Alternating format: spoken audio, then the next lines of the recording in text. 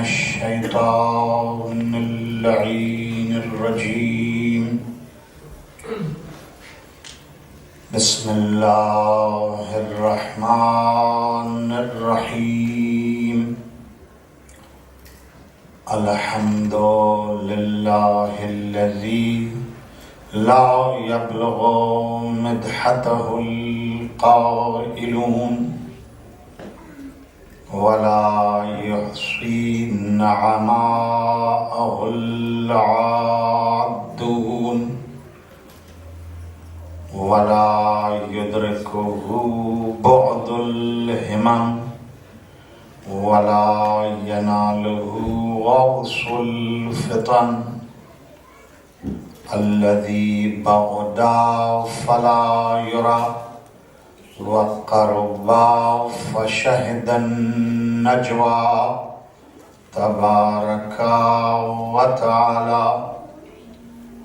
وصلى الله على أشرف بريته وسيد رسله وخاتم أنبيائه ومبلغ رسالاته وبشير نعمته ونذير نقمته وعبده المؤيد ورسوله المسدد المصطفى الأمجد أبي القاسم محمد اللهم صل على محمد وآل محمد وأهل بيته الطيبين الطاهرين المعصومين المظلومين الغر الميامين الذين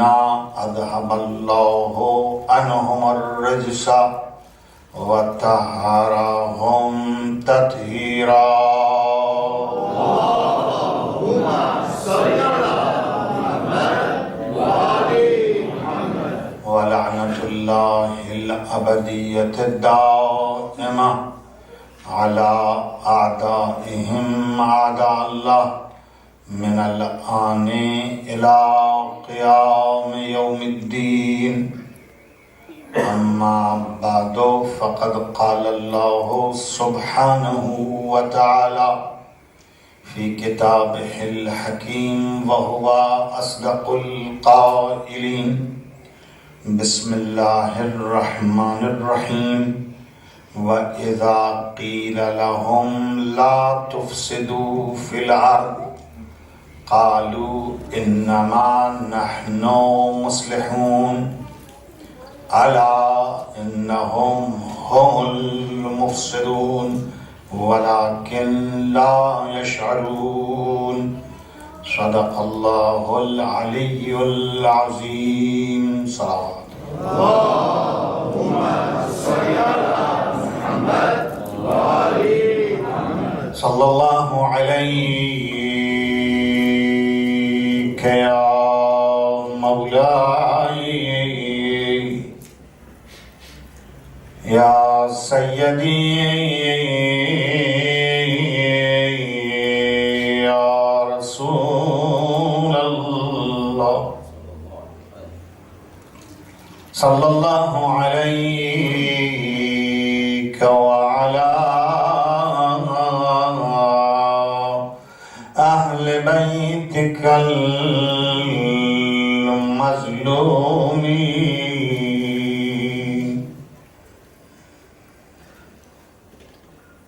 ولعنة الله على أعدائهم من الأولين والآخرين.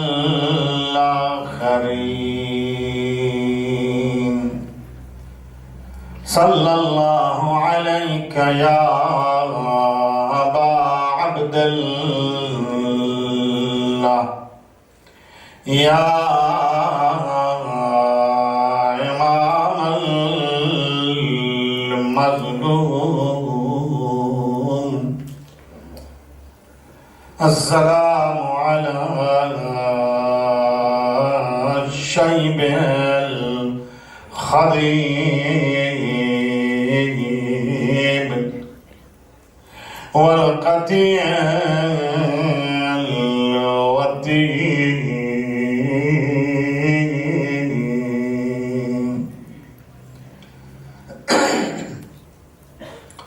صلى الله عليه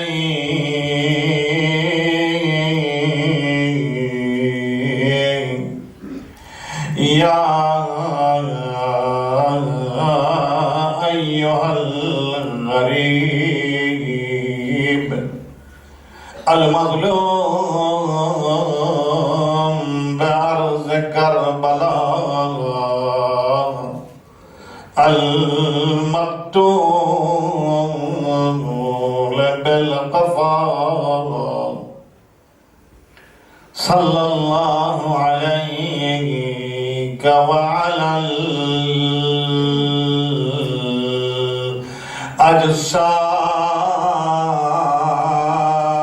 الأجساد العارية السلام على الخد الطريق صلى الله عليك يا مولاي يا أبا عبد الله السلام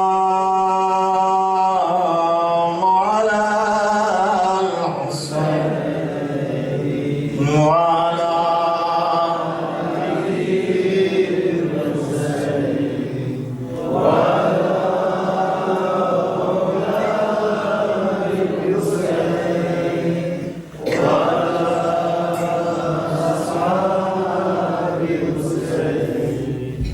السلام على الحسين وعلى آله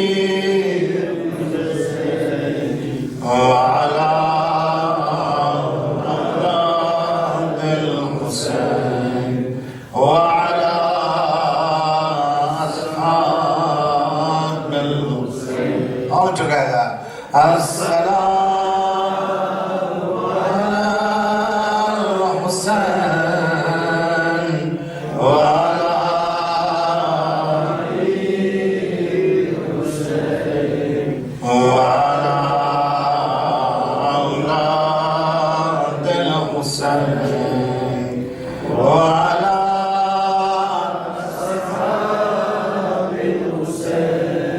الذين بذلوا مهجهم دون الحسين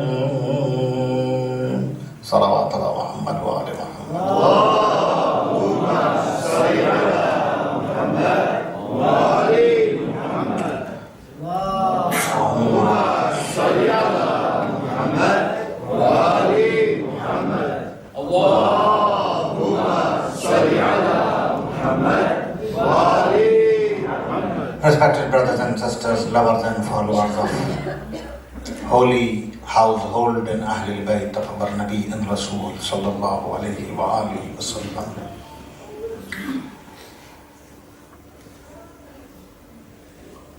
In the light of that verse of Holy Quran which says that there is a group of people إِذَا قِيلَ لَهُمْ لَا تُفْسِدُوا فِي الْعَرْضِ, and when they are said, don't make corruption on the earth, they say, إِنَّمَا نَحْنُ مُصْلِحُونَ. We are indeed reformers. أَلَا أَنَّهُمْ, know very well that they are the corrupt people. They are the promoters of corruption, but they don't understand. They don't realize. We spoke about a particular trend and pattern of thought in the history of Islam, who wanted to be holier than Prophet himself and leaders of Islam and Quran itself.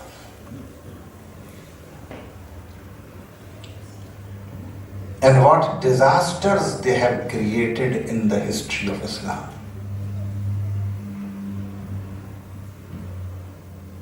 And we say this phenomena and this situation, we know them today by the name of Salafis or Wahhabis. As our brother Abdul Rahman also tonight commented on my discussion last night, and I would like to repeat again, that we are not discussing one particular group in past, neither we are discussing in present.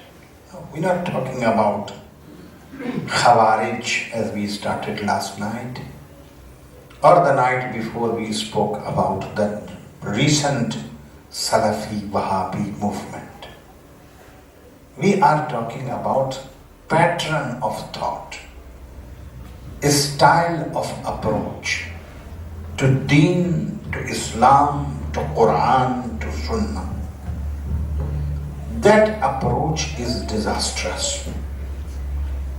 That approach is dangerous. That approach creates tragedies for Islam and Muslims. And until today, it is continuing to create disasters and tragedies for this ummah. And therefore, it is important to understand. I gave you already 5 important issues there. And those 5 important issues, I will not repeat them now, but keep them in mind.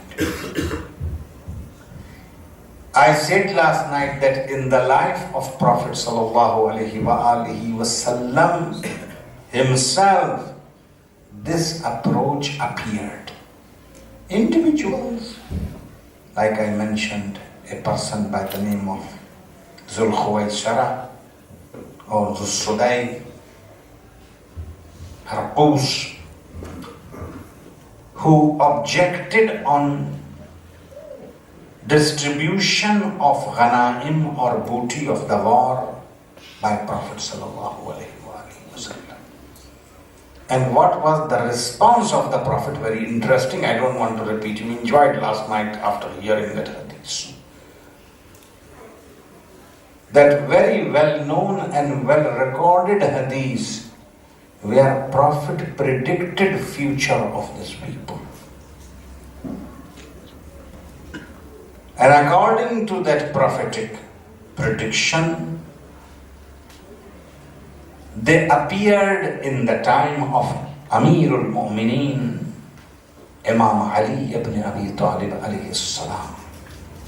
And I will not again repeat the whole incident, and I mentioned last night that how they tried to impose their will over Amirul Mu'mineen. And when he did not have option and accepted what they were saying, they turned back and said that you have committed kufr and you must make tawbah. And broke away from Amirul Mu'mineen. They were victims of shrewd enemies of Imam Ali. I'm not saying, but carefully, I'm not saying all of them. That is now very smoky situation there, very unclear situation there. I'm talking about their masses. They were the people who became targets and victims of holy and pious and very nice deceiving appearance.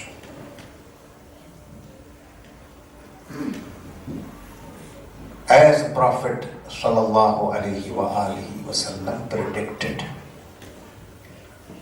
Result, they broke away after Siffin, Battle of Siffin, from Amir al-Mu'mineen alayhi salam, over, according to some narrations, 12,000.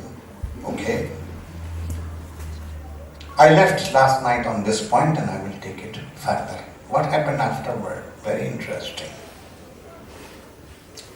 But as I said, and again I repeat, don't look at a story, look at how this history repeats over and over, and how this reflects in our approaches day to day. Amir al-Mu'mineen Ali ibn Abi Talib went back to Kufa, and these people also breakaways from Amir al-Mu'mineen also left Ali, also went on their own way. They settled in an area called Harura near Kufa.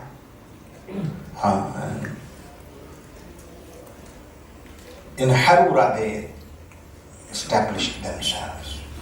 And in Kufa, which is 2 miles away from Harura, Amir al-Mu'mineen established his capital or seat of governance.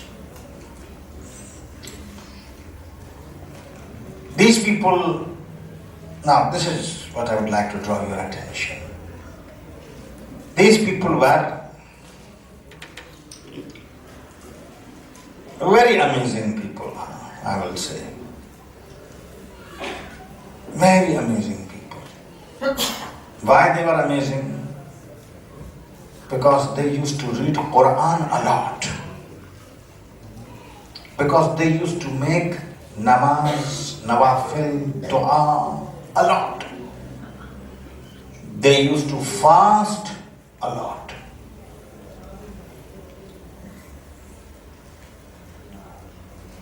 They were apparently in their external appearance extremely pious people, used to live simple life. Please, someone can remind our brothers outside to speak a little bit softer. Salawat ala Muhammad wa ali Muhammad. Allahumma salli ala Muhammad wa ali Muhammad. Once again, salawat ala Muhammad wa ali Muhammad. Allahumma salli ala Muhammad wa ali Muhammad. Big marks of sajda were there on their foreheads. Used to wear terrible clothing. They were not indulged in dunya. That type of people.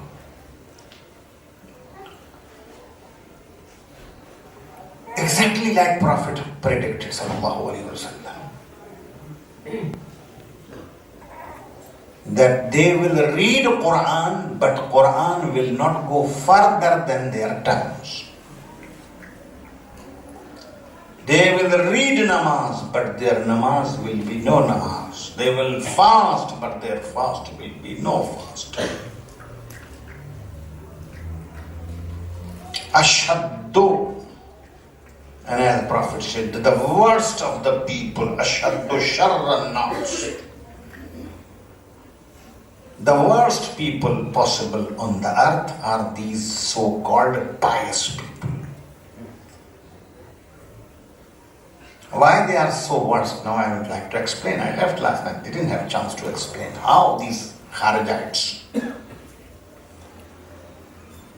what was their thinking? Their thinking was, you believe that once they were traveling and they came across to a Sahabi, companion of the Prophet sallallahu alaihi wasallam. They asked him, they stopped him, asked him, what is your opinion about Muawiyah, about Ali? He gave his answer. He said, but both of them are kafir. You must say that they are kafir. He said, no, but they are not kafir. But they are not kafir. They said, if they are not kafir, then you are kafir. They killed him. They killed him right there. And not only they did kill him, and this is really interesting. I said one of their qualities is merciless, violence. Brother Butahima is asking, please can brothers and sisters move a little bit forward. Salawat ala Muhammad wa ali Muhammad. Allahumma salli ala Muhammad wa ali Muhammad. Allahumma salli ala Muhammad wa ali Muhammad. Very interesting. Please, I need your bit of attention. To understand Wahhabis of today, you have to understand their roots. So they had this approach. They said, no, if you don't say that Ali is kafir, then you are kafir. You must say Ali is kafir. He said, I will not say something like that. So then you are kafir. He said, okay, you want to say, I'm kafir, so I'm kafir. He said, then we'll kill you. So they killed him. They did not only kill him, he was traveling along with his pregnant wife. They killed his pregnant wife also. They moved a little bit further, they came across to a Christian person, non-Muslim, non-believer. They asked him, who you are? Saying, I'm a Christian.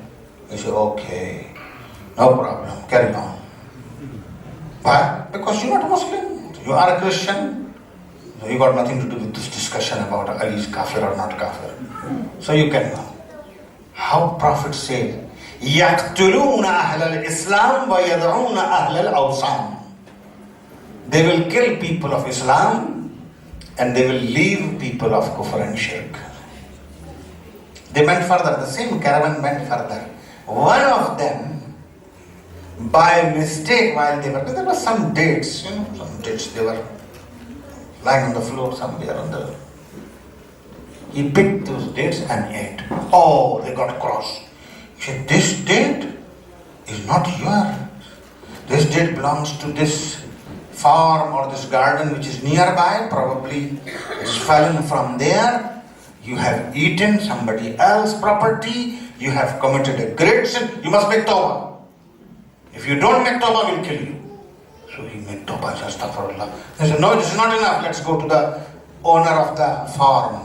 They went inside, they asked for ma. They said, okay, this is the money also. We ate one day.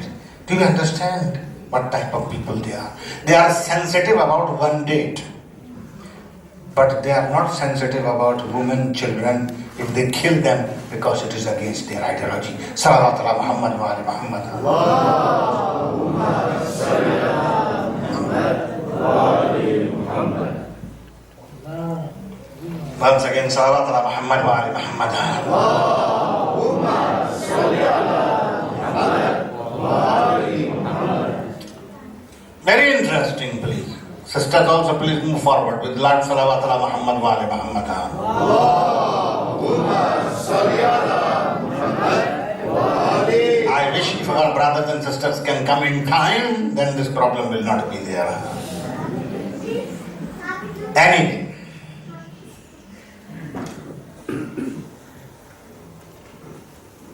These people have certain beliefs, very important to understand. Number one, they used to say that governance belongs to Allah, and therefore nobody has right to decide, nobody has right to arbitrate. Hakamiyyat, arbitration, which Imam Ali, under their pressure, accepted. They said, no. La hukma illa lillah. No governance, no power except for Allah. They used to shout a lot. That was number one. Number two, very interesting. Please listen carefully. They used to say that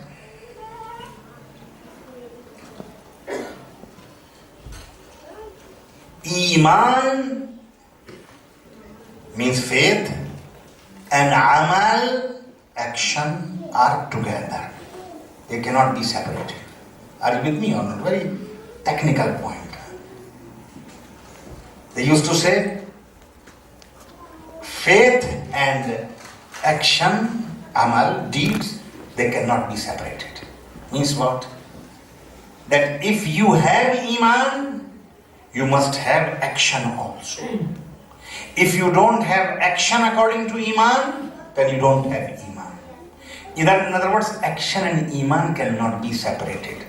Okay, let me make it very simple for you. In other words, if you are a Muslim and you commit a sin, according to them, you are not a Muslim. Why?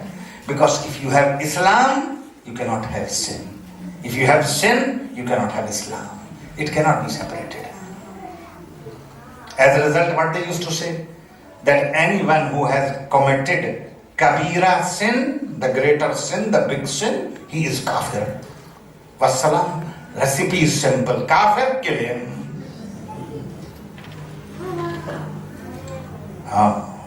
Very important. Listen. In response to them, Shia and even Ahl Sunnah, they used to believe, no, Iman and Amal, yes, they are together. But it does not mean that if someone does not have Amal, he became kafir. No, he will become fasiq. He will become transgressor. He will be a sinner. He must ask from Allah for forgiveness. He must make tawbah. Doesn't mean that he will become kafir. In response to, then there used to be people, Mu'tazilites. In fact, you will not believe, very interesting discussion. How I must explain to you, this whole discussion is the point where Ilmul Kalam or theology started basically. This was the very first discussion. That what is the relationship between Iman and Amal? Faith and action. What is the connection between them? As I said, Shia, Sunni, majority of them, they believed indeed close connection, but if someone commits sin, he becomes fasiq, he becomes transgressor, he becomes sinner, must ask from Allah tawbah and forgiveness, but he's not kafir. Mu'tazilites used to say he is neither kafir nor Muslim, something in between, manzilatun bainal manzilatayn. And Khawarij used to say, no. If you have committed sin, you become kafir. You must make tawbah from kufr. If you don't make tawbah, you are kafir, you must be killed. Big problem. Very interesting, huh? Please listen carefully. This is how people get confused and get lost. What was their argument? That is interesting, huh? They used to argue with this particular verse of Quran. Bismillahir Rahmanir Rahim. Walillahi ala nasi hajjul bayt man istata'a ilayhi sabila wa man kafar falillahi ghaniyyun anil alamin. Wallahu ghaniyyun anil alamin. This ayat is about Hajj. What it says? Walillahi ala nasi hajjul bayt. It is right of Allah on the people for Hajj of His house, that they must come to His house. Man istata ilayhi sabila. Whoever can afford, whoever can manage to travel and can go, should come. It is right of Allah on the people. Waman kafar, and who is kafir, or I am translating like Khawarij translated. So who is kafir? Wallahu ghaniyyun alim. Allah is sufficient from the people, from the whole world. Allah does not need you. So they used to say, look, what is Hajj? Hajj is wajib, Hajj is fard, right? If you don't go to Hajj means what? You have committed sin. What Quran is saying? Who denies